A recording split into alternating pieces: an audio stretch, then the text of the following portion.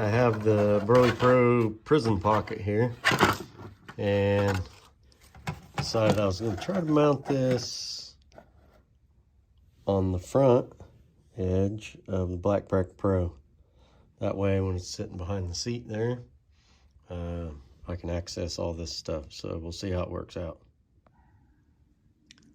To get this mounted, I'm going to have to modify the holes. As you can see, the holes on the top line up fairly well, but none of the others do. So I'm just gonna, as you can see, I marked out some of the spots where there'll be new holes, and we'll get it attached. I'm just using the top to figure out where the holes go on the grid.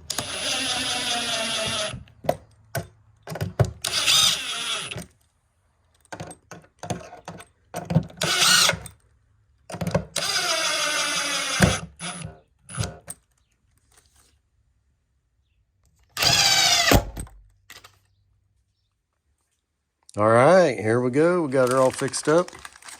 We're gonna be able to put some plastics in there. Got some range tails, some Bose baits, of course. Whatever I happen to be using that day, be easy access right there. Be able to